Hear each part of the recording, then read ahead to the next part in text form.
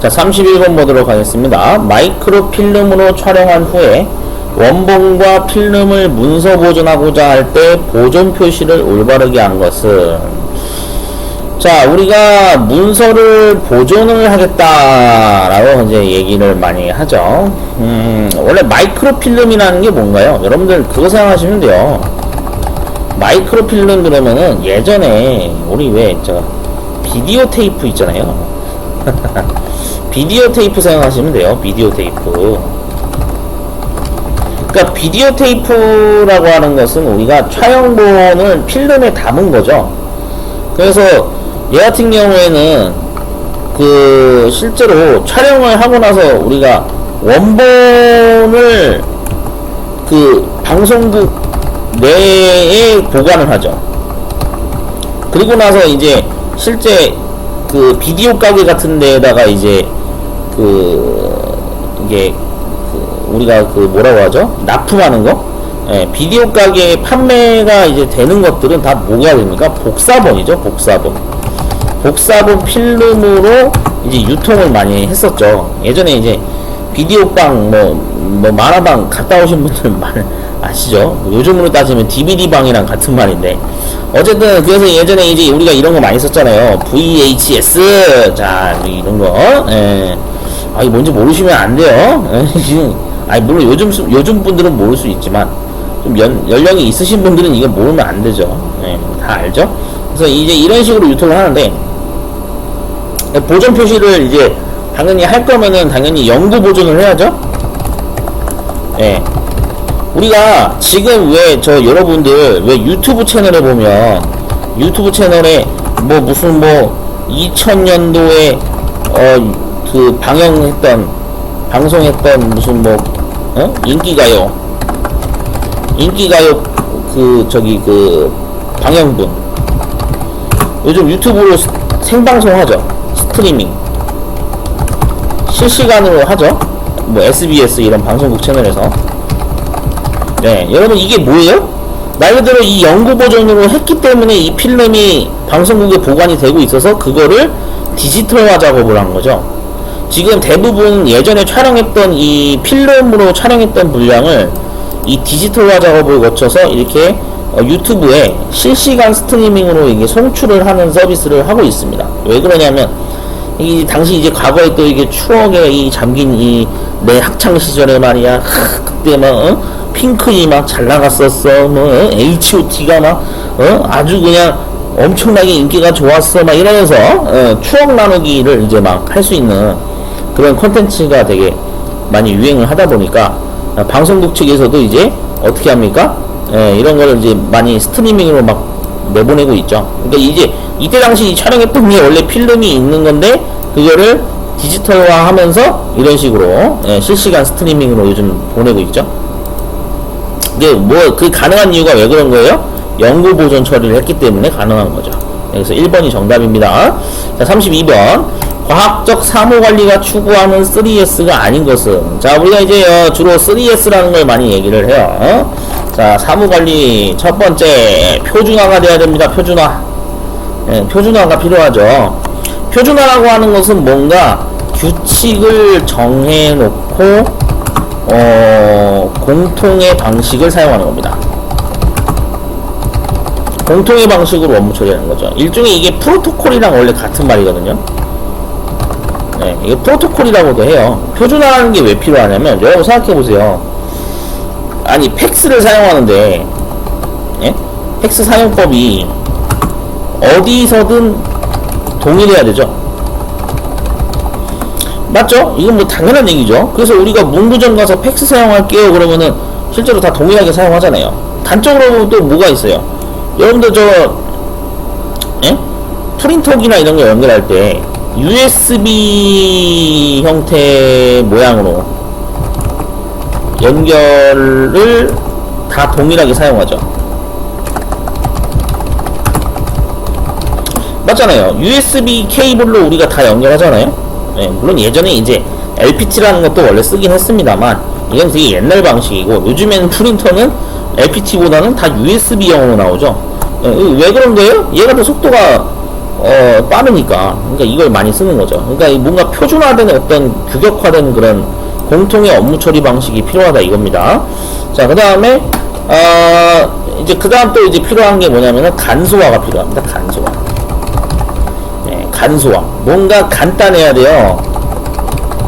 간단해야 되는 걸 추구하는 거예요. 왜 그러냐면, 여러분 생각해 보세요. 자, 우리가 예를 들어서, 예? 저기, 앞전에도 제가 얘기하긴 했는데, 지금은 동사무소나 또 뭐 같은 말로 하면 행정복지센터죠. 뭐 예전엔 주민센터라고도 했긴 했습니다만, 다 같은 말이죠. 예, 요즘엔 행정복지센터라고 돼 있죠. 근데 이게 여기 찾아가면, 여기 솔직히 여러분 생각해 보세요. 여기에 지금 10대 친구들이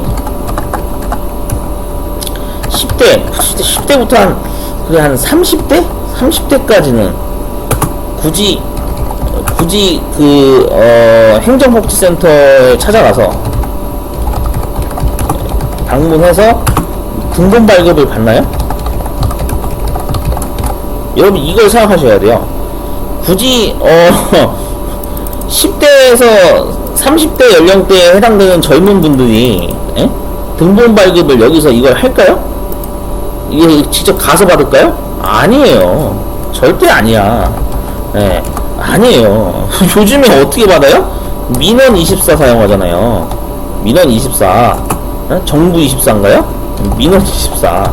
민원24 사이트에 접속해서 온라인 방식으로 그냥 편하게 집에서 등본 발급 처리를 할 수가 있죠. 그러니까 굳이 내가 행정복지센터에 날도 더워 죽겠는데 이걸 가겠어요? 안 가요. 그냥 집에서 편하게 에어컨 틀어놓고 그냥 마우스 몇 번 클릭하고 그냥 뭐 로그인만 몇 번 해서 그냥 마우스 몇 번 클릭만 하면은 그냥 등본 발급을 그냥 집에서도 처리할 수가 있어요. 근데 이 행정복지센터가 아직도 존재하는 이유가 있죠. 여기에 이 동네마다 여기 방문하시는 우리 어르신들, 어르신들 생각해보세요. 60대 이상 저 나이 많으신 어르신들, 우리 저 어르신분들은 그 컴퓨터 세대가 아니잖아요. 컴퓨터 세대가 아니기에 어떻게 해요? 아직도 직접 행정복지센터 찾아가서 공무원하고 대면해서 등본 발급을 하잖아요. 맞잖아요. 여러분들 이런 상황이 생길 수도 있는 거죠. 그러니까 당연히 이게 뭐예요? 뭔가 이런 분들한테는 이런 간소화된 어떤 전산 시스템이 사실 불편하다고 얘기하죠. 근데 엄밀히 따지면 전체적인 사회 구조로 봤을 때 대한민국의 그 정서상 어떻습니까? 빨리빨리를 추구하다 보니까 결국에는 이렇게 온라인 실시간 처리 방식이 도입이 되면서 뭔가 처리가 간소화된 거죠. 맞죠? 처리 절차가 간소화된 거잖아요. 예, 이런 거예요. 뭔가 시간적으로나 비용적으로 뭔가 간소화를 시킴으로 해서 업무 처리를 빨리 할 수 있는 거, 이런 게 중요한 거죠. 그 다음 전문화가 된다라는 게 중요합니다. 전문화, 스페셜라이제이션, 그래서 전문성. 우리가 전문성을 강조하는 게 왜 그러냐면, 생각해보세요. 사무관리라고 하는 것도 이게 물론 아직까지 사무자동화 산업기사는 NCS가 아닙니다만 대부분의 자격증들이 지금 어떻게 되어 있어요? NCS 기반으로 이제 점점 변해가고 있죠. 그래서 실제로 대부분의 뭐 자격증 중에 보면은 뭐 건축 분야에서도 NCS가 생겼고, IT 분야도 NCS가 생겼고, 기계 분야도 NCS가 생겼고, 전기 분야도 NCS가 생겼고, 뭔가 등등등 전부 다 이제 자격증들이 전부 다 어떻게 돼요? 전문화되어 가고 있죠. 공공기관에서 이제 일하려면은 이런 분야에 어떤 기능사 이상의 자격증이 없으면 이제는 취업하기가 힘들어지고 근무하기도 상당히 어려워지는 그런 구조로 가고 있어요. 그래서 나라일터라는 사이트에 들어가면은 정부기관에서 채용하는 경력직 채용공고나 정규직 채용공고도 이런 전문성을 이제 요구하는 방향으로 채용공고가 흘러가고 있죠. 그러니까 한마디로 학교에서 공부하는 뭐 내신 성적 이딴 거 생활기록부 요구 안 하죠. 진짜예요. 궁금하신 분들 나라일터 사이트 들어가 보세요. 거기서 요구하는 거는 이런 NCS 기반의 자격증을 요구하지 절대 학교에서 뭐 활동했던 무슨 뭐 생활기록부 내용 전혀 요구하지 않습니다. 그만큼 채용시장이 많이 변했죠.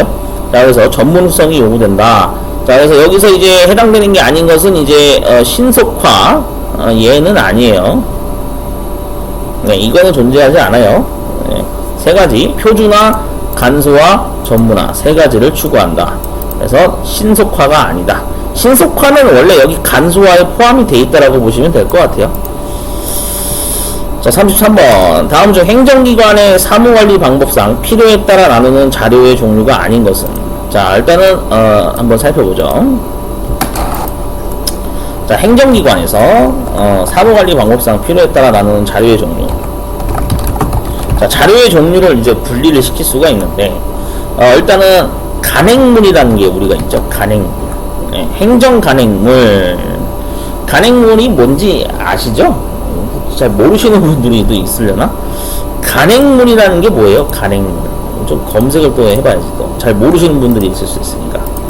자, 간행물 이렇게 검색을 해보면 단어사전에 또 뜻이 나와요. 그래서 뭐 우리가 책이나 신문, 그림 같은 거를 이렇게 통틀어서 이르는 말을 우리가 간행물이라고 그러죠.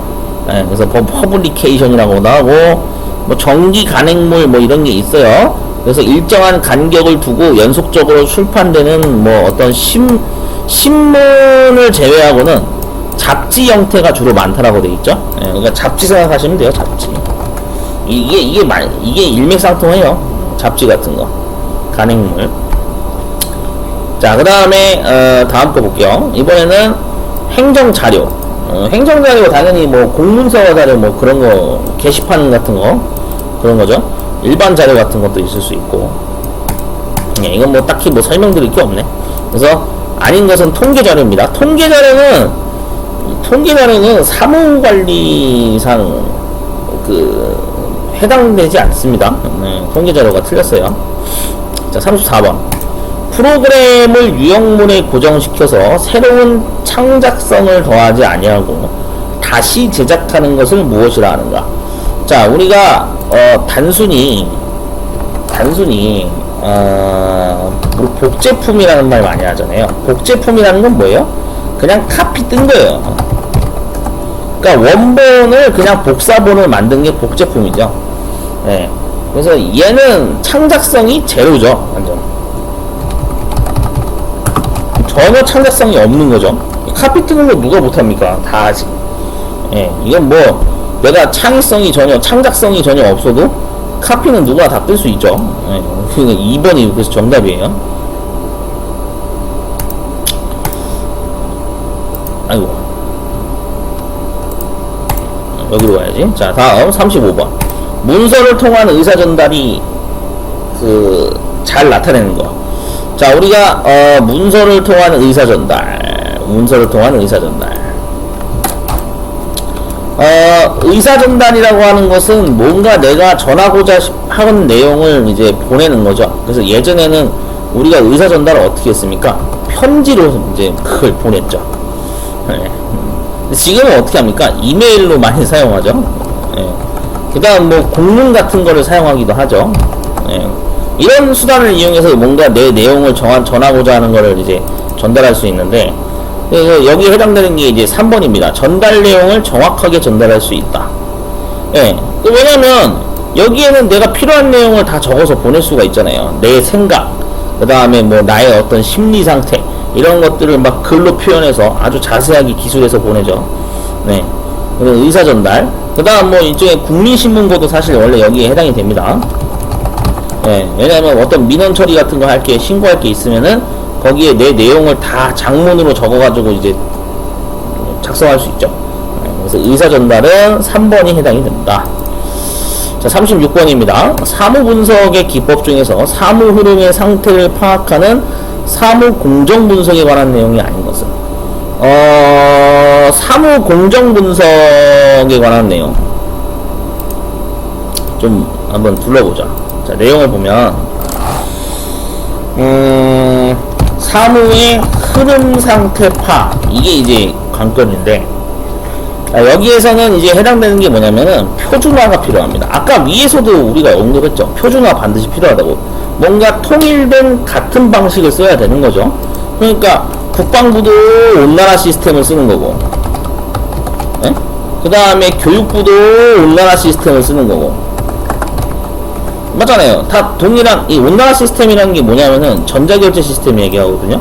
공문서 처리하는 시스템인데, 뭐 국방부, 교육부, 뭐 어디 정부부처 다 이걸로 지금 통일해서 쓰고 있죠. 모르겠어요. 제가 공무원이 아니다 보니까 또 이게 시스템이 바뀌었는지 어땠는지 모르겠지만, 이게 아마 도입된 시기가 2014년도인가 그런 걸로 알고 있어요. 예. 그래서 아무튼 지금 계속 이걸로 아마 통일해서 쓰고 있을 겁니다. 표준화가 되게 중요하고, 그 다음에 이제 결제 권한 합리화.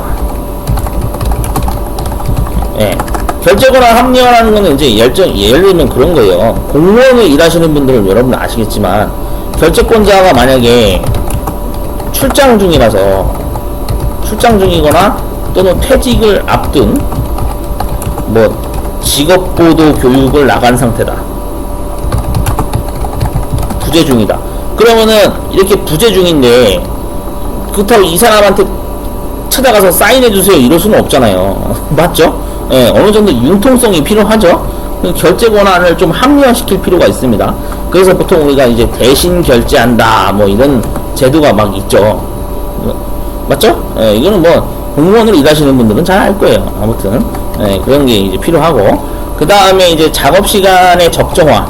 그래서 우리가 뭐 52시간제 한동안 말이 많았는데, 이것도 뭐 이제 52시간제뿐만이 아니라 정부기관에는 뭐도 있어요? 탄력근무제. 특히 우리 육아를 하시는 우리 공무원직에 있는 계리직 공무원이나 또 많은 공무원 신분으로 일하는 우리 자녀를 두는 학부모님들 탄력근무제라는 걸 실제로 하고 있죠. 공무원이 탄력근무제를 모르면 말이 안 돼요. 말도 안 되는 소리입니다. 자, 아무튼 그래서 이런 것들이 해당된다. 이제 여기에 해당되지 않는 게 뭐냐면은 사무서식의 분석 개선. 얘가 이제 틀렸죠. 사무서식의 분석 개선한다? 이거는 흐름 상태 파악하고 전혀 상관이 없습니다. 자, 사물을 기능상으로 분류한 것으로 속하지 않는 것은, 자, 우리가 기본적으로 기능을 봤을 때 사물을 기능으로 분류한다 라고 했을 때 단순 업무가 일단 있을 수가 있어요. 단순 사무 기능이라고도 하는데, 단순 업무에 해당되는 게 뭐가 있을까요? 예를 들면 이런 거죠. 등본 발급. 그 다음에 뭐가 있나요? 가족관계증명서. 이런 발급 업무 절차는 사실 이거 요즘에 공무원이 직접 하나요? 안 하죠. 요즘엔 다 그냥 무인 발급기 이용하죠. 이런 게 단순 업무예요. 이런 거. 이건 단순 업무, 이런 걸 보통 단순 업무 분류로 보는 게 맞고요. 그 다음에 이제 또 관리 기능이라고 하는 게 이제 필요하죠. 관리 기능이라는 게 필요합니다. 관리라고 하는 것은 이제 그런 거죠. 뭐 기초생활수급자 명단 관리, 이런 거 이제 관리 기능이죠. 사회복지 서비스 부분에 해당이 되니까요. 그 다음에 이제 서비스 기능. 사실 이게 여기로 들어가기도 하고 여기도 들어가기도 해요. 같은 부분으로 보는 게 맞는 것 같은데, 어쨌든 서비스 분야도 이제 해당이 되죠. 뭐 그래서 우리 왜 그런 거 요즘 하잖아요. 시간제 일자리. 왜 동사무소 이렇게 가면 어르신들이 구청이나 동사무소에 이렇게 계약을 해가지고 그런 거 많이 하죠. 쓰레기 줍기. 이거 환경미화원 분들만 하는 게 아닙니다. 요즘에 어르신 분들도 동네에서 아파트 단지나 이렇게 길거리에 쓰레기 같은 거 줍는 거 이거 하시는 분들 있어요. 이거 시간제 일자리라고 해서 있죠. 이런 게 해당이 되죠. 이런 것도 서비스 분야에 해당이 됩니다. 그래서 이런 게 해당된다. 그래서 틀린 것보다 리터럴 이런 거는 리터럴이라는 게 원래 무슨 뜻이냐면은, 리터럴을 또 모르시는 분들을 위해서 또 검색을 해봐야죠. 자, 리터럴 이렇게 검색하면 이게 뭐에 쓰는 거예요? 여기 나오네.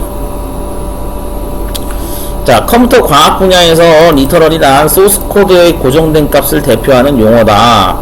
그래서 보통 이제 리터럴이라고 하는 것은 뭐 자료형을 얘기하기도 하죠. 정수, 부동소 수점, 숫자, 문자열, 불림과 같은 자료형과 같은 용어를 가지고 있는 것을 우리가 리터럴이라고 한다. 이렇게 나와 있죠. 이거는 이제 개발 쪽 파트에서 사용하는 용어예요.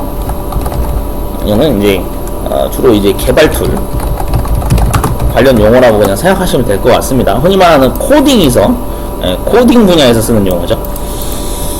자, 그래서 확인했고요. 38번 원칙이란 행동의 지침으로 사용되는 일반성을 지닌 기술이라고 할 수 있다.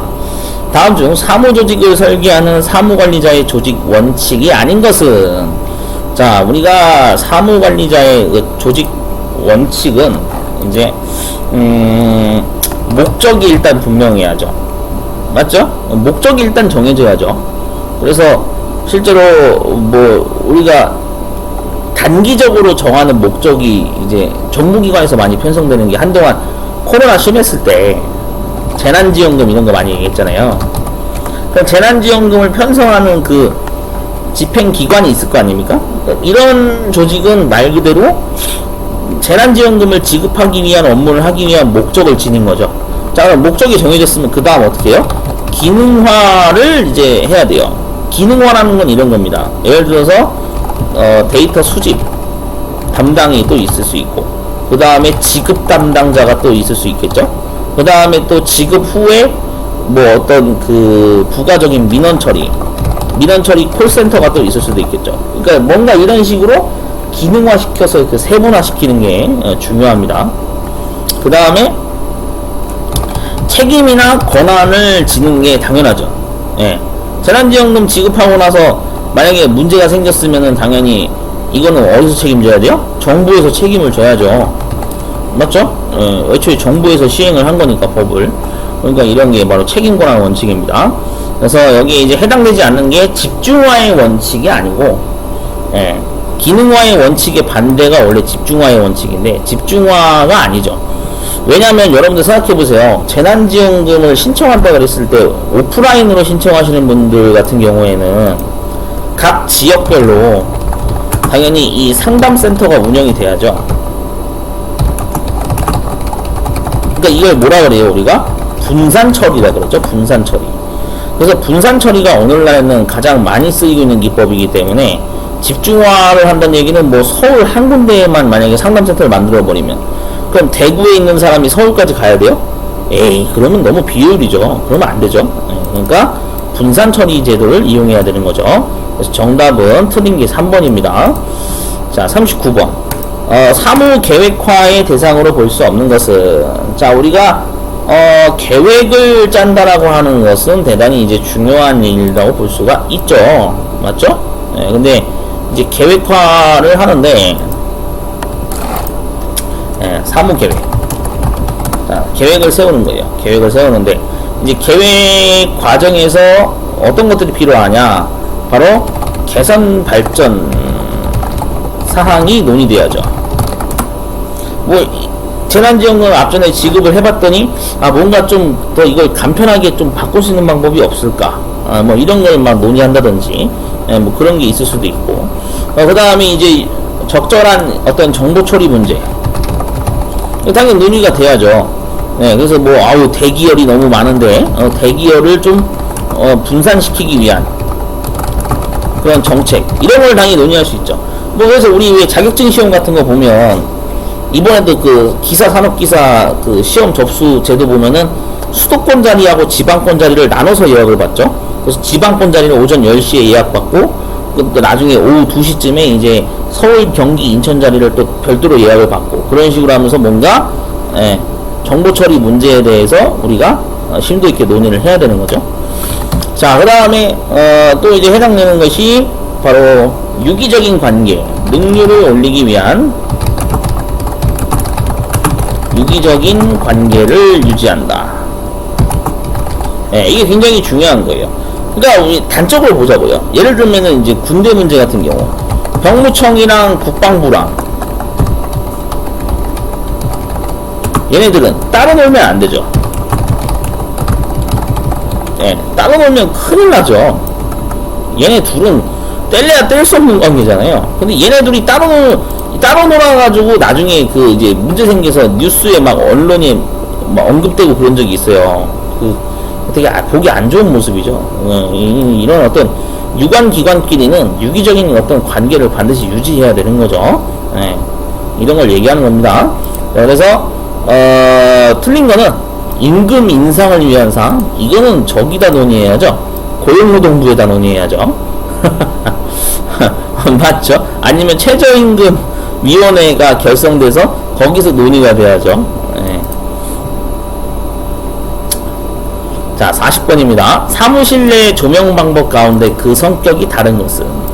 자, 우리가 이제 조명이라고 하는 것은 되게 다양한 조명들이 많죠. 네, 그래서 뭐, 대표적으로 뭐 이제 노란색 조명도 있고, 우리가 보통 홍등이라고 얘기하는데, 홍등, 빨간 색깔? 빨간색 등도 있어요. 적색 홍등. 그 다음에 뭐 노란색, 황색 홍등. 네, 홍등이 뭔지 모르시는 분들을 위해서 말씀드리면, 그 밤에 잘 때, 밤에 잘 때 그 이제 실내의 그 천장에 불을 반드시 하나씩 켜놓습니다. 이게 왜 그러냐면 이게 이제 당직자가 그 병사들 생사 유무를 체크하기 위해서 인원 체크? 약간 인원 체크 목적? 안전을 위한 목적이죠. 이런 목적으로 홍등을 달거든요. 알고 계세요? 이게 말 그대로 진짜 어두운 데에서 그냥 살짝 불을 킨 거기 때문에 밝지는 않아요. 근데 어쨌든 사람이 있나 없나 정도는 식별할 수가 있거든요. 알고 계세요? 이런 거고. 조명에는 당연히 이제 우리가 일반적으로 많이 쓰는 게 LED 등 많이 쓰죠. 요즘 뭐 LED 등 워낙 많이 쓰니까. 예전에는 이제 이거 전에 쓰던 게 이제 형광등이죠. 원래 형광등 이거 많이 썼었죠. 네. 자, 나머지는 다 사람이 인공적으로 만든 거잖아요. 네. 직접 조명, 간접 조명, 반간접 조명은 다 사람이 직접 인공적으로 만든 거기 때문에 인공 조명이라고 하는 게 맞고, 달빛이라고 하는 것은 이거는 자연적으로 발생되는 빛이니까 이건 자연 조명이라고 보는 게 맞죠. 네, 그래서 정답은 2번입니다.